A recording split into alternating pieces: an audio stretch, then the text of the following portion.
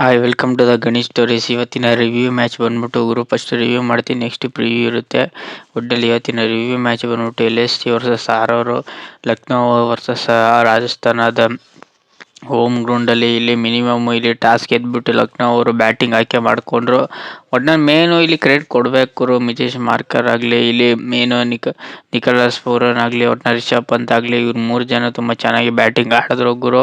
ಒಟ್ಟಲ್ಲಿ 200 ಹೊಡಿತಾರೆ ಅಂತ ನಾನಂತೂ ಅಂದ್ಕೊಂಡಿರಲಿಲ್ಲ. 200 ಹೊಡೆದ್ರು, 220 ಹೊಡೆದ್ರು. ಇಲ್ಲಿ ಚೆಚ್ಚಿ ಕೆಡಗಿದ್ದೆ ಮಾರ್ಕಮ್ ಅನ್ಬೋದು. ಒಟ್ನಲ್ಲಿ ನೆಕ್ಸ್ಟ್ ಲೆವೆಲ್ ಆಟ ತೋರಿಸಿದೆ. ಇವರು 57 ಬಾಲ್ಗೆ 96 ರನ್ ಹೊಡೆಯೋದಾಗಲಿ, 11 4 ಹೊಡೆಯೋದಾಗಲಿ, 5 6 ಹೊಡೆಯೋದಾಗಲಿ, ಇಲ್ಲಿ ನಿಕೋಲಸ್ ಪೂರನ್ನು 2 4 ಹೊಡೆಯೋದಾಗಲಿ. ಒಟ್ನಲ್ಲಿ ಮೇನು ಇಲ್ಲಿ ರಿಷಬ್ ಪಂತ್ಗೆ ಕ್ರೆಡಿಟ್ ಕೊಡಬೇಕು. ಒಂದು ಕ್ಯಾಮ್ ಇನ್ನಿಂಗ್ಸ್ ತಾಳ್ಮೆ ಆಟನ ಆಡಿದ್ರು ಗುರು. ಇಲ್ಲಿ ಬಂದಾಗೆಲ್ಲ ಔಟ್ ಆಯ್ತಿದ್ರು. ಈ ಮ್ಯಾಚ್ ತುಂಬ ಚೆನ್ನಾಗಿ ಆಡಿದ್ರು. 2 4 2 6 ಹೊಡೆದ್ರು. ಒಟ್ಟಾರೆ ರಾಜಸ್ಥಾನ್ ಬೌಲರ್ಗೆ ಅಂತ ಹೇಳ್ಕೊಳ್ಳೋ ಬೌಲರ್ ಆಡಲಿಲ್ಲ ಗುರು. ಇಲ್ಲಿ ರಬಾಡ ಆಗಲಿ ಕ್ರುಷಿಯಲ್ ವಿಕೆಟ್ ತಕ್ಕೊಟ್ರು, ಏನು ಮ್ಯಾಟ್ರ್ ಆಗಲಿಲ್ಲ. ಬಂದವರೆಲ್ಲ ಸಿಕ್ಕಾಬಿಟ್ಟೆ ಎಕ್ಸ್ಪೆನ್ಸಿವ್ ಆದರು. ಮೇನು ಇಲ್ಲಿ ಶಮನ್ದೀಪ್ ಅಷ್ಟೇ ಅಂತ ಹೇಳ್ಕೊಳ್ಳೋ ಆಟ ಆಡಲಿಲ್ಲ. ಒಟ್ಟ ರಾಜಸ್ಥಾನ್ ಬೌಲಿಂಗ್ ಅಂತ ಹೇಳ್ಕೊಳ್ಳೋ ಚೇಂಜಸ್ ಇರಲಿಲ್ಲ. ಮಿನಿಮಮ್ 6 ಬೌಲರ್ ಯೂಸ್ ಮಾಡಿದ್ರು. ಇವರು ಅಂಥ ಚೇಂಜಸ್ಗಳು ಬೌಲಿಂಗ್ ಆಗಲಿ ವಿಕೆಟಿಂಗ್ ಆಗಲಿ ಬರಲಿಲ್ಲ ಗುರು. ಒಟ್ನಲ್ಲಿ ಪವರ್ ಪ್ಲೇ ಮಿನಿಮಮ್ ವಿಕೆಟೇ ತೆಗಿಲಿಲ್ಲ. ಇಲ್ಲಿ ಅದೇ ಸಿಕ್ಕಾಬಟ್ಟೆ ಅಡ್ವಾಂಟೇಜ್ ಆಯಿತು ಲಕ್ನೋಗೆ. ಯಾಕೆಂದರೆ ಪವರ್ ಪ್ಲೇ ವಿಕೆಟ್ ತೆಗೆದಿದೆ, ಒಂಚೂರು ಸ್ಕೋರ್ ಕಡಿಮೆ ಆಗೋ ಚಾನ್ಸ್ ಸಿಕ್ಕಾಬಟ್ಟೆ ಇರ್ತಿತ್ತು. ಮಿಡಲ್ ಓವರ್ಗಳು ಅಷ್ಟೇ ಸಿಕ್ಕಾಬಟ್ಟೆ ರನ್ ಹೊಡೆಸ್ಕೊಂಡ್ರು. ಲಾಸ್ಟ್ ಓವರ್ ಅಂತೂ ಸಿಕ್ಕಾಬಟ್ಟೆ ಸಿಕ್ಕಾಬಟ್ಟೆ ಚೆಚ್ಚಿ ಕೆಡಿದ್ರು ಗುರು. 220ಕ್ಕೆ 5 ವಿಕೆಟ್ ಕಳ್ಕೊಂಡು 220ನ ಚೇಸ್ ಮಾಡಕ್ಕೆ ಕೊಟ್ಟರು ಅವ್ರಿಗೆ ಗುರು. ಒಟ್ಟಿನಲ್ಲಿ 220ನ ಚೇಸ್ ಮಾಡಕ್ಕೆ ಬಂದಿದ್ದ ರಾಜಸ್ಥಾನದವರು ಅಂತ ಹೇಳ್ಕೊಳ್ಳೋ ಸ್ಟಾರ್ಟ್ ಸಿಗಲಿಲ್ಲ ಅನ್ನೋದಕ್ಕಿಂತ ನೆಕ್ಸ್ಟ್ ಲೆವೆಲ್ ಸ್ಟಾರ್ಟೇ ಸಿಕ್ತು. ಇಲ್ಲಿ ಯಶಸ್ವಿ ಜೈಸ್ವಾಲ್ ಆಗಲಿ, ವೈಭವ್ ಸೂರ್ಯವಂಶಿ ಆಗಲಿ ಇಲ್ಲಿ ಒಂದೊಳ್ಳೆ ಪಾರ್ಟ್ನರ್ಶಿಪ್ನ ಬಿಲ್ಡ್ ಮಾಡಿದ್ರು ಅನ್ಬೋದು. Power play ಬೀಳಲಿಲ್ಲ. ಮಿಡಲ್ ಓವರ್ಗಳಲ್ಲಿ ಬೇಗನೆ ಔಟ್ ಆದರು. ಪವರ್ ಪ್ಲೇಯಲ್ಲಿ ಇವರು ವಿಕೆಟೇ ತೆಗಿಲಿಲ್ಲ. ಲಕ್ನೋ ಅವರು ಸಿಕ್ಕಾಪಟ್ಟೆ ಎಕ್ಸ್ಪೆನ್ಸಿವ್ ಆದರು. ಇಲ್ಲಿ RR ಬೌಲರ್ ಸಿಕ್ಕಾಪಟ್ಟೆ ಎಕ್ಸ್ಪೆನ್ಸಿವ್ ಆದರು. ಲಕ್ನೋ ಬೌಲರ್ ಸಿಕ್ಕಾಪಟ್ಟೆ ಎಕ್ಸ್ಪೆನ್ಸಿವ್ ಆದರು. ಯಶಸ್ವಿ ಜೈಸ್ವಾಲ್ 23 ರನ್ಗೆ 43 ರನ್ ಹೊಡೆದ್ರು. 8 4 1 6ನ ಹೊಡೆದ್ರು. ಇಲ್ಲಿ ಮೇನು ಸೂರ್ಯವಂಶಿಗೆ ಕೊಡಬೇಕು ಗುರು. 38 ಬಾಲ್ಗೆ 93 ಹೊಡೆಯೋದು ಸಿಕ್ಕಾಪಟ್ಟೆ ಕಷ್ಟ ಆದರೂ ಹೊಡೆದ್ರು. ಇಲ್ಲಿ 10 6 ಹೊಡೆದ್ರೆ 7 4ನ ಹೊಡೆದ್ರು. ಇಲ್ಲಿ ಮೇನು ಅಂತ ಹೇಳ್ಕೊಳ್ಳೋ ಆಟ ಆಡಿದೆ ಇಲ್ಲಿ ಜಾನ್ಸನ್ ಅನ್ಬೋದು. ಇಲ್ಲಿ ಬಂದಿದ್ದ ಪಾರ್ಟ್ನರ್ಶಿಪ್ ಇವರಿಬ್ಬರಿಂದನೇ ಮ್ಯಾಚ್ ಗೆಲ್ಲಕ್ಕೆ ಸಿಕ್ಕಾಪಟ್ಟೆ ಇಂಪಾರ್ಟೆಂಟ್ ಆಯಿತು. ಲಾಸ್ಟು 17 ಓವರ್ಗೆ ಮ್ಯಾಚ್ನ ಮುಗಿಸ್ರು. ಇಲ್ಲಿ ಮೇನು ಮಾಂಕ ಯಾದವ್ ಆಗಲಿ, ಮೊಹಮ್ಮದ್ ಸಿರಾಜ್ ಆಗಲಿ ಅಂತ ಹೇಳ್ಕೊಳ್ಳೋ ಆಟ ಆಡಲಿಲ್ಲ. ಇಲ್ಲಿ ಒಟ್ಟನೆ ಲಕ್ನೋ ಬೌಲರ್ ಆಗಲಿ, ಲಕ್ನೋ ಬ್ಯಾಟಿಂಗ್ ಆಗಲಿ ತುಂಬ ಚೆನ್ನಾಗಿತ್ತು. ಲಕ್ನೋ ಬೌಲಿಂಗು ಸ್ಥಿರ ವರ್ಸ್ಟ್ ಗುರು. ಒಟ್ಟಿನಲ್ಲಿ RR ಒಂದು ಲೆವೆಲ್ಗೆ ಮ್ಯಾಚ್ನ ತಗೊಂಡೋಗಿ ಮ್ಯಾಚ್ ಆಲ್ಮೋಸ್ಟ್ ಪವರ್ ಪ್ಲೇ ಮುಗಿದೋಗಿತ್ತು. ಯಾಕೆಂದರೆ ಪವರ್ ಪ್ಲೇ ಮಿನಿಮಮ್ಮು ಇವರು 80 ರನ್ನ ಕಲೆ ಹಾಕಿದ್ರು ಗುರು. ಮಿಡಲ್ ಓವರ್ಗಳಲ್ಲಿ ಸೂರ್ಯವಂಶಿ ನೆಕ್ಸ್ಟ್ ಲೆವೆಲ್ ಆಟನ ತಗೊಂಡೋದ್ರು. ಆಲ್ಮೋಸ್ಟ್ ಇವರು ತುಂಬ ಚೆನ್ನಾಗಿ ಮ್ಯಾಚ್ನ ಗೆದ್ಕೊಂಡು ಹೋದ್ರು ಗುರು. ಒಟ್ಟಿನಲ್ಲಿ LSG ವರ್ಸಸ್ RR ಅಲ್ಲಿ ನಾನು RR ಗೆಲ್ತಾರೆ ಅಂತ ಅಂದ್ಕೊಂಡಿದ್ದೆ. RR ಗೆದ್ದರು ಗುರು. ಒಟ್ಟಿನಲ್ಲಿ ಗಣೇಶ್ ಸ್ಟೋರೀಸ್ ಇವತ್ತಿನ ಪ್ರಿವ್ಯೂ ಮ್ಯಾಚ್ ಬಂದ್ಬಿಟ್ಟು ಗುರು. ಪ್ರಿವ್ಯೂ ಮ್ಯಾಚ್ ನೋಡೋದಾದರೆ ಒಟ್ಟಿನಲ್ಲಿ ಮುಂಬೈ KKR ಈ ಮ್ಯಾಚಲ್ಲಿ ಯಾರು ಗೆದ್ದರೂ ಏನೂ ಅಡ್ವಾಂಟೇಜ್ ಆಗಲ್ಲ. KKRಗೆ ಒಂಚೂರು ಅಡ್ವಾಂಟೇಜ್ ಆಗೋ ಚಾನ್ಸಸ್ ಸಿಕ್ಕಾಬಿಟ್ಟೆ ಇದು ಕಾಣ್ತಿದೆ ಗುರು. ಒಟ್ಟಿನಲ್ಲಿ ಇಲ್ಲಿ ಮಿನಿಮಮ್ ಸ್ಕೋರ್ ಬಂದ್ಬಿಟ್ಟು 200 ಯಾರು ಹೊಡಿತಾರೆ ಅವ್ರ ಮ್ಯಾಚ್ ಗೆಲ್ಲೋ ಚಾನ್ಸಸ್ ಸಿಕ್ಕಾಬಿಟ್ಟೆ ಇದು ಕಾಣ್ತಿದೆ. ಒಟ್ಟಿನಲ್ಲಿ ಈ ಮ್ಯಾಚ್ ಎಲ್ಲಪ್ಪ ನಡೆಯುತ್ತೆ ಅಂದರೆ ಕೋಲ್ಕತ್ತಾದ ಹೋಮ್ ಗ್ರೌಂಡಲ್ಲಿ ಈಡನ್ ಗಾರ್ಡಲ್ಲಿ ನಡೆಯುತ್ತೆ. ಒಟ್ಟಿನಲ್ಲಿ ಸಿಕ್ಕಾಬಿಟ್ಟೆ ಇದು ಬ್ಯಾಟಿಂಗ್ ಪಿಚ್ ಇದು ಕಾಣ್ತಿದೆ ಗುರು. ಒಟ್ಟಿನಲ್ಲಿ KKR ಅವ್ರಿಗೆ ಸಿಕ್ಕಾಬಿಟ್ಟೆ ಅಡ್ವಾಂಟೇಜ್ ಕಾಣೋ ಚಾನ್ಸಸ್ ಸಿಕ್ಕಾಬಿಟ್ಟೆ ಇದು ಕಾಣ್ತಿದೆ. ಒಟ್ಟಿನಲ್ಲಿ KKR ಮುಂಬೈ ಅಂತ ನನ್ನ ಪ್ರಕಾರ KKR ಅವರು ಈ ಮ್ಯಾಚ್ನ ಗೆಲ್ಲೋ ಚಾನ್ಸ್ ಸಿಕ್ಕಾಬಿಟ್ಟೆ ಇದು ಕಾಣ್ತಿದೆ. ಮುಂಬೈ ಈ ಮ್ಯಾಚ್ನ ಗೆಲ್ಲೋದು ಸಿಕ್ಕಾಬಿಟ್ಟೆ ಕಷ್ಟ. ಯಾಕೆಂದರೆ ಹೋಮ್ ಗ್ರೌಂಡ್ ಅಡ್ವಾಂಟೇಜ್ನ KKR ಅವರು ತುಂಬ ಚೆನ್ನಾಗಿ ಬರ್ತಿದ್ರೆ KKR ಅವರು 12 ಮ್ಯಾಚಲ್ಲಿ 5 ಮ್ಯಾಚ್ ಬರ್ತಿದ್ದಾರೆ. ಮುಂಬೈ ಅವರು 12 ಮ್ಯಾಚಲ್ಲಿ ಬರೀ 4 ಮ್ಯಾಚ್ನ ಗೆದ್ದವ್ರೆ. ಅದು ಟೇಬಲ್ ಟಾಪಲ್ಲಿ 8ನೇ ಸ್ಥಾನದಲ್ಲವ್ರೆ. ಮುಂಬೈ ಅವರು 9ನೇ ಸ್ಥಾನದಲ್ಲವ್ರೆ. ಇಲ್ಲೇ ನಿಮಗೆ ಗೊತ್ತಾಗ್ತಿದೆ. ಒಟ್ಟಿನಲ್ಲಿ ಟೇಬಲ್ ಟಾಪ್ ವಿಚಾರದಲ್ಲಿ ನೋಡೋದಾದರೆ ಇಲ್ಲಿ ಮೇನು RCB ಅವರು 13 ಮ್ಯಾಚಲ್ಲಿ 9 ಮ್ಯಾಚ್ನ ಗೆದ್ದು ಆಲ್ರೆಡಿ ಇವರು ಕ್ವಾಲಿಫೈ ಆಗಿ ಕ್ವಾರ್ಟರ್ ಫೈನಲ್ಗೆ ಹೋಗೋರು ಗುರು. GT 13 ಮ್ಯಾಚಲ್ಲಿ 8 ಮ್ಯಾಚ್ನ ಗೆದ್ದಿದ್ದಾರೆ. 15 ಮ್ಯಾಚ್ನ ತಗೊಂಡವ್ರೆ. SRH ಅಷ್ಟೇ. ಒಟ್ಟಿನಲ್ಲಿ ಇಲ್ಲಿ 4ನೇ ಸ್ಥಾನಕ್ಕೆ ಸಿಕ್ಕಾಬಿಟ್ಟೆ ಗುದ್ದಾಗೋ ಚಾನ್ಸ್ ಸಿಕ್ಕಾಬಿಟ್ಟೆ ಇದೆ. ಪಂಜಾಬ್ ಮತ್ತು RR ಇವರಿಬ್ಬರಲ್ಲಿ ಯಾರು ಬರ್ತಾರೆ ಅಂತ ಸಿಕ್ಕಾಬಿಟ್ಟೆ ಕಷ್ಟ. CSK 99% ಕಷ್ಟ ಗುರು. ಇರೋ ಮ್ಯಾಚ್ ಗೆದ್ದರು. ಒಂದೇ ಮ್ಯಾಚ್ ಅದು GT ಮೇಲೆ ಒಟ್ನಲ್ಲಿ ಗೆಲ್ಲೋದು ಸಿಕ್ಕಾಪಟ್ಟೆ ಕಷ್ಟ ಅಂತ ನನಗೇನೋ ಕಾಣಿಸ್ತಿದೆ. ಯಾಕೆಂದರೆ ಅಂದರು ರನ್ ರೇಟು ಸಿಕ್ಕಾಪಟ್ಟೆ ಕಷ್ಟ ಇದೆ. ರನ್ ರೇಟ್ಗಿಂತ ಮೇನು ಮ್ಯಾಚು ಅವರು ಗೆಲ್ಲೋದು ಸಿಕ್ಕಾಪಟ್ಟೆ ಕಷ್ಟ ಗುರು. DC ಅಷ್ಟೇ ಮ್ಯಾಚ್ ಗೆದ್ದರೆ ಒಂದು ಚಾನ್ಸು ಕಷ್ಟ ಇದೆ. KKR ಅವರು ನನ್ನ ಪ್ರಕಾರ 99% ಬರೋದು ಕಷ್ಟ. ಮುಂಬೈ ಅಷ್ಟೇ, ಲಕ್ನೋ ಅಷ್ಟೇ. ಒಟ್ಟಿನಲ್ಲಿ DC, KKR ಅವರು ಮುಂಬೈ, ಲಕ್ನೋ, CSKನೂ ಆಲ್ಮೋಸ್ಟು ಟೂರ್ನಮೆಂಟಿಂದ ಹೋಗೋ ಚಾನ್ಸ್ ಸಿಕ್ಕಾಪಟ್ಟೆ ಇದು ಕಾಣ್ತಿದೆ. ಒಟ್ಟಿನಲ್ಲಿ ನನ್ನ ಪ್ರಕಾರ RR ಮ್ಯಾಚ್ನ ಗೆಲ್ಲೋ ಚಾನ್ಸಸ್ ಸಿಕ್ಕಾಪಟ್ಟೆ ಇದು ಕಾಣ್ತಿದೆ. ಪಂಜಾಬು ಮ್ಯಾಚ್ ಗೆದ್ದರು ಅವ್ರದ್ದು ಸಿಕ್ಕಾಪಟ್ಟೆ ಕಷ್ಟ ಗುರು ಅಂತ ನನಗೇನೋ ಕಾಣ್ತಿದೆ. ಒಟ್ಟಿನಲ್ಲಿ ಟಾಪ್ ತ್ರೀಲಿ ಬರೋದು ಒಟ್ಟಿನಲ್ಲಿ RCB ಮತ್ತು GT, SRH ಇವರಿಬ್ಬರು ಬರ್ತಾರೆ. ಮತ್ತು 4ನೇ ಸ್ಥಾನಕ್ಕೆ RR ಮತ್ತು ಪಂಜಾಬ್ ಇವರಿಬ್ಬರು ಕಿತ್ತಾಡೋ ಚಾನ್ಸಸ್ ಸಿಕ್ಕಾಪಟ್ಟೆ ಇದು ಕಾಣ್ತಿದೆ ಗುರು. ಒಟ್ನಲ್ಲಿ ಪ್ರಿವ್ಯೂ ವಿಚಾರದಲ್ಲಿ ಒಟ್ಟಿನಲ್ಲಿ KKR ಮುಂಬೈಯವರು ಗೆಲ್ಲೋ ಚಾನ್ಸಸ್ ಸಿಕ್ಕಾಪಟ್ಟೆ ಇದು ಕಾಣ್ತಿದೆ ಗುರು. ಒಟ್ಟಿನಲ್ಲಿ KKR ಟೀಮಲ್ಲಿ ಯಾರ್ಯಾರಪ್ಪ ಇರ್ತಾರೆ ಅಂದರೆ ಇಲ್ಲಿ ಕ್ಯಾಪ್ಟನ್ ಆಗಿ ಅಜಿಂಕ್ಯ ರಹಾನೆ ಇರ್ತಾರೆ. ಮೇನು ಹೋದ ಮ್ಯಾಚಲ್ಲಿ ರಘುವಂಶಿ ತುಂಬ ಚೆನ್ನಾಗಿ ಬ್ಯಾಟಿಂಗ್ ಆಡಿದ್ರು. ಅವರು ಮ್ಯಾಚನ್ನ ಗೆಲ್ಲೋಕ್ಕೆ ಸಿಕ್ಕಾಪಟ್ಟೆ ಇಂಪಾರ್ಟೆಂಟ್ ಆಯಿತು. ಮತ್ತು ಕ್ಯಾಮ್ರನ್ ಗ್ರೀನು ಅಷ್ಟೇ, ಮತ್ತು ಮನೀಶ್ ಪಾಂಡೆ ಅಷ್ಟೇ, ಮತ್ತು ರಿಂಕು ಸಿಂಗು ಅಷ್ಟೇ. ಅವರು ಮ್ಯಾಚ್ ಗೆಲ್ಲೋ ಚಾನ್ಸ್ ಸಿಕ್ಕಾಪಟ್ಟೆ ಕೇಬಿಲಿಟಿ ಇದೆ. ಸುನಿಲ್ ಕ್ರೂಷಿಯಲ್ ಮೂಮೆಂಟ್ಗಳು ವಿಕೆಟ್ಗಳು ತಗೊಂಡ್ರೆ ಮ್ಯಾಚ್ ಗೆಲ್ಲೋ ಚಾನ್ಸ್ ಸಿಕ್ಕಾಪಟ್ಟೆ ಇದು ಕಾಣ್ತಿದೆ ಗುರು.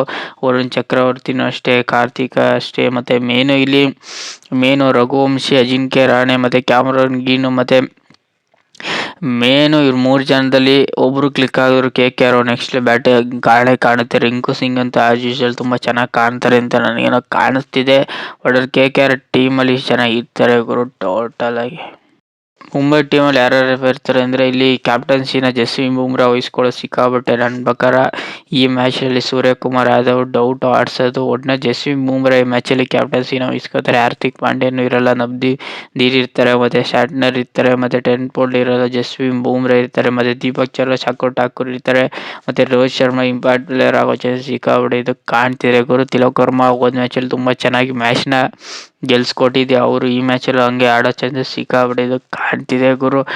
ಮೇನ್ ಇಂಪ್ಯಾಕ್ಟ್ ಪ್ಲೇಯರಲ್ಲಿ ಇವರು ಒಟ್ನಲ್ಲಿ ಅಶ್ವಿನ್ ಕುಮಾರ್ನ ಆಡಿಸ್ಬೋದು, ರಘು ಶರ್ಮನಾರು ಆಡಿಸ್ಬೋದು, ಒಟ್ನಲ್ಲಿ ರಜಿತ್ ದಾದನಾರು ಆಡಿಸ್ಬೋದು. ಒಟ್ನಲ್ಲಿ ಯಾರನ್ನ ಆಡಿಸ್ತಾರೆ ಅಂದರೆ ಇಂಪ್ಯಾಕ್ಟ್ ಪ್ಲೇಯರ್ ನನ್ನ ಪ್ರಕಾರ ಇಲ್ಲಿ 99% ರೋಹಿತ್ ಶರ್ಮನ ಆಡಿಸೋ ಚಾನ್ಸಸ್ ಸಿಕ್ಕಾಪಟ್ಟೆ ಇದು ಕಾಣ್ತಿದೆ ಗುರು. ಒಟ್ನಲ್ಲಿ ಮುಂಬೈ ಟೀಮಲ್ಲಿ Hardik Pandya already root out ಆಗಿದೆ. IPL 2026ರಲ್ಲಿ ಮುಂಬೈಯಿಂದ ಆಲ್ರೆಡಿ ಅವರು ಔಟ್ ಆಗೋರೆ. ಒಟ್ನಲ್ಲಿ ಕ್ಯಾಪ್ಟನ್ಸಿಂದನೂ ಔಟ್ ಆಗಿದ್ದಾರೆ. ಪ್ಲೇಯರ್ ಆಗೋ ಆಡೋದು ಡೌಟು 99%.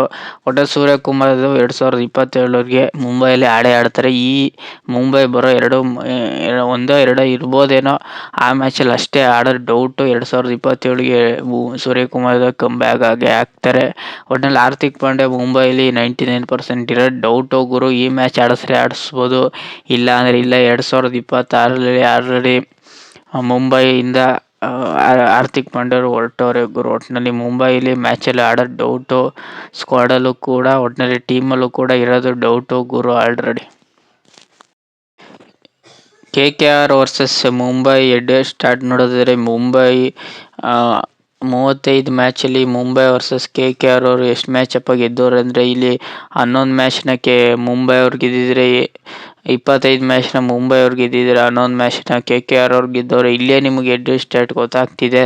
ಒಟ್ಟಲ್ಲಿ ಏನೇ ಇವೆಲ್ಲ ಸ್ಕೋರ್ಗಳು ಜಾಸ್ತಿ ಇದ್ರು, ಏನೇ ಹೆಡ್ ಸ್ಟಾರ್ಟ್ ಇದ್ರು, ಮುಂಬೈ ಈಗಿರೋ ಟೀಮ್ ಬೇರೆ, KKR ಈಗಿರೋ ಸಿಚುವೇಶನ್ ಬೇರೆ ಅಂತ ನನಗೇನೋ ಕಾಣ್ತಿದೆ. ಲೋ ಸ್ಕೋರ್ ವಿಚಾರದಲ್ಲಿ ಮುಂಬೈ ಅವರು 100 ರನ್ ಹೊಡೆದಿದ್ದಾರೆ. ಲೋ ಸ್ಕೋರ್ ವಿಚಾರದಲ್ಲಿ KKR ಅವರು ಬರೀ 80 ರನ್ ಹೊಡೆದವ್ರೆ. ಹೈ ಸ್ಕೋರ್ ವಿಚಾರದಲ್ಲಿ ಮುಂಬೈ ಅವರು 200 ರನ್ ಹೊಡೆದಿದ್ದಾರೆ. KKR ಅವರು 234 ರನ್ ಹೊಡೆದವ್ರೆ. ಒಟ್ಟಿನಲ್ಲಿ ಏನೇ ಇವೆಲ್ಲ ಹೆಡ್ ಸ್ಟಾರ್ಟು ಮುಂಬೈ ಕಡೆ ಇದ್ದರು. ಒಟ್ಟಿನಲ್ಲಿ ಈ ಸೀಸನು ಮುಂಬೈಗೂ ಅಂತ ಹೇಳ್ಕೊಳ್ಳೋ ಸೀಸನ್ ಆಗಿಲ್ಲ, KKR ಅವ್ರಿಗೂ ಅಂತ ಹೇಳ್ಕೊಳ್ಳೋ ಸೀಸನ್ ಆಗಿಲ್ಲ, CSKಗೂ ಅಂತ ಹೇಳ್ಕೊಳ್ಳೋ ಸೀಸನ್ ಆಗಿಲ್ಲ, DCಗೂ ಕೂಡ ಅಂತ ಹೇಳ್ಕೊಳ್ಳೋ ಸೀಸನ್ ಆಗಿಲ್ಲ, LSGಗೂ ಕೂಡ ಅಂತ ಹೇಳ್ಕೊಳ್ಳೋ ಸೀಸನ್ ಆಗಿಲ್ಲ. ಒಟ್ಟಿನಲ್ಲಿ ಪಂಜಾಬು ತುಂಬ ಚೆನ್ನಾಗಿ ಆಡ್ತಿದ್ರು, ಯಾಕೋ ಸಿಕ್ಕಾಪಟ್ಟೆ ಅಂತ ಹೇಳ್ಕೊಳ್ಳೋ ಸೀಸನ್ ಇವ್ರಿಗೆ ಕಾಣ್ತಿಲ್ಲ ಗುರು. ಫಸ್ಟ್ ಪಂಜಾಬರು ತುಂಬ ಚೆನ್ನಾಗಿ ಮ್ಯಾಚ್ನ ಗೆದ್ದರು. ಈಗ ಮ್ಯಾಚ್ನ ಸತತವಾಗಿ 5 ಮ್ಯಾಚ್ನ ಸೋತ್ಕೊ ಬರ್ತಿದ್ದಾರೆ.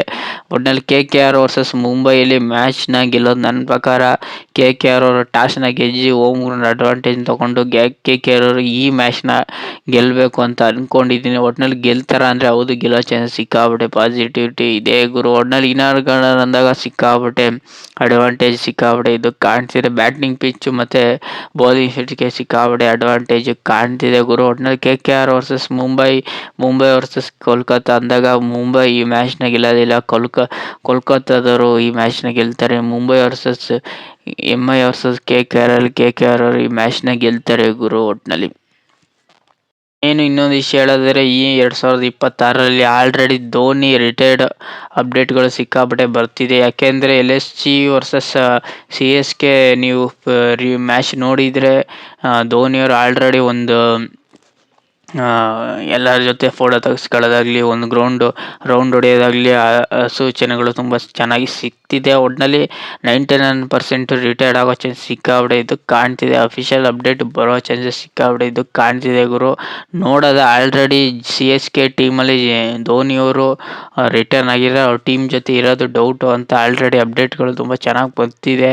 ಒಟ್ಟಿನಲ್ಲಿ CSK ವರ್ಸಸ್ GT ಮ್ಯಾಚಲ್ಲಿ ಧೋನಿ ಆಡೋದು ಇಲ್ಲ ಗುರು. ಒಟ್ಟಿನಲ್ಲಿ ಅವ್ರ ಜೊತೆನೂ ಇಡೋದಿಲ್ಲ. ಒಟ್ಟಿನಲ್ಲಿ ಮೇನು ಎಲ್ಲೋ ರಿಟೈರ್ಡ್ ಸೂಚನೆಗಳು, ವಾಸನೆಗಳು ಬರೋ ಚಾನ್ಸಸ್ ಸಿಕ್ಕಾಪಟ್ಟೆ ಇದು ಕಾಣ್ತಿದೆ. ನನ್ನ ಪ್ರಕಾರ ಹೋಪ್ 2027 CSK ರಿಟೈರ್ಡ್ ಆಗೋ ಚಾನ್ಸ್, MS ಧೋನಿ ರಿಟೈರ್ಡ್ ಆಗೋ ಚಾನ್ಸ್ ಸಿಕ್ಕಾಪಟ್ಟೆ ಇದು ಕಾಣ್ತಿದೆ. ಒಟ್ಟಿನಲ್ಲಿ MS ಧೋನಿ ಏನೇ ರಿಟೈರ್ಡ್ ಆದರೂ CSK ಬೆಳೆದಿದೆ. ಒಟ್ಟಿನಲ್ಲಿ MS ಧೋನಿ CSK ಅಷ್ಟೇ ಗುರು. ಒಟ್ಟಿನಲ್ಲಿ CSKಗೆ MS ಧೋನಿಯವರು ಅನ್ಲಿಮಿಟೆಡ್ ಪ್ಲೇಯರ್ ಆಗಲಿ, ಏನೇ ಆಗಲಿ ಅಂತಕ್ಕೆ ಬ್ಯಾಟಿಂಗ್ ವಿಚಾರದಲ್ಲಾಗಲಿ, ಬೌಲಿಂಗ್ ವಿಚಾರದಲ್ಲಾಗಲಿ ಎಲ್ಲ ರೀತಿಯೂ ಅವರು ಕೆಲಸ ಮಾಡಿದ್ದಾರೆ ಅಂತ ನನಗೇನೋ ಸಿಕ್ಕಾಪಟ್ಟೆ ಇದು ಕಾಣ್ತಿದೆ ಗುರು.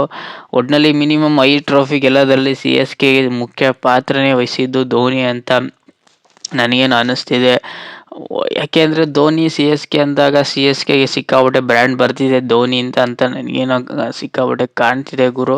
ಒಟ್ಟಿನಲ್ಲಿ ಧೋನಿ CSK ಇರೋ ತನಕ CSK ತುಂಬ ಚೆನ್ನಾಗಿ ಕಾಣುತ್ತೆ. ಆಮೇಲೆ ಏನಾಗುತ್ತೆ ಅಂತ ಒಂದು ಗೊತ್ತಿಲ್ಲ. ಒಟ್ಟಿನಲ್ಲಿ CSK ಈಗ ಕಾಣ್ತಿರೋ ಮ್ಯಾಚ್ಗಳಲ್ಲಿ ಸೋಲಕ್ಕೆ ಕಾರಣನೇ ಧೋನಿ ಇಲ್ದಿರೋದಕ್ಕೆ. ಒಟ್ಟಿನಲ್ಲಿ ಕ್ಯಾಪ್ಟನ್ಸಿನ ವಹಿಸ್ಕೊಳ್ಳೋದು ಇರಲಿ, ಧೋನಿ CSK ಟೀಮಲ್ಲಿ ಇರ್ತಾರೆ ಅಂದರೆ ಗೆಲ್ಲೋದು ಸಿಕ್ಕಾಪಟ್ಟೆ ಎದ್ದು ಕಾಣ್ತಾರೆ.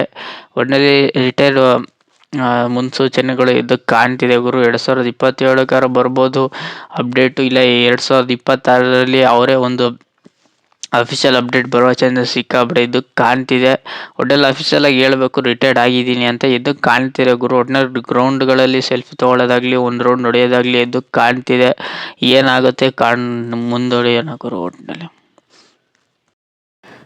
ನಿಮಗೇನ ಈ ವಿಡಿಯೋ ಇಷ್ಟ ಆಗಿರೋ ಲೈಕ್, ಶೇರ್, ಸಬ್ಸ್ಕ್ರೈಬ್ ಮಾಡ್ಕೊಳ್ಳಿ. ಸುಮಾರು ಜನ ವಿಡಿಯೋ ನೋಡ್ಬಿಡ್ತೀರ ಗುರು. ಮೂವಿ ರಿವ್ಯೂ ಮಾಡಿದೆ, ನೀವು ವಿಡಿಯೋ ನೋಡ್ಬಿಡ್ತೀರ, ಒಂದು ಲೈಕು ಮಾಡಲ್ಲ, ಒಂದು ಸಬ್ಸ್ಕ್ರೈಬ್ ಮಾಡಲ್ಲ. ಬೇಗ 400 ಸಬ್ಸ್ಕ್ರೈಬ್ ಕಂಪ್ಲೀಟ್ ಮಾಡಿ. ಸಿಗುವ ಮುಂದಿನ ವಿಡಿಯೋದಲ್ಲಿ ಇಲ್ಲ 1000 ಸಬ್ಸ್ಕ್ರೈಬ್ ಕಂಪ್ಲೀಟ್ ಮಾಡಿ ಗುರು. ಸುಮಾರು ಜನ ವಿಡಿಯೋ ನೋಡ್ಬಿಡ್ತೀರ, ಒಂದು ಶೇರು ಮಾಡಲ್ಲ, ಒಂದು ಲೈಕು ಮಾಡಲ್ಲ, ಸಬ್ಸ್ಕ್ರೈಬ್ ಮಾಡಲ್ಲ. ಬೇಗ ಸಬ್ಸ್ಕ್ರೈಬ್ ಮಾಡ್ಕೊಳ್ಳಿ. 400 ಸಬ್ಸ್ಕ್ರೈಬ್ಗೆ ಸಿಕ್ಕಾಬಿಟ್ಟೆ ನಾವು ಹತ್ತಿರ ಇದ್ದೀವಿ. ಅಟ್ಲೀಸ್ಟ್ 400 ಸಬ್ಸ್ಕ್ರೈಬ್ ಕಂಪ್ಲೀಟ್ ಮಾಡಿ ಗುರು. ಸಿಗೋ ಮುಂದಿನ ವಿಡಿಯೋದಲ್ಲಿ.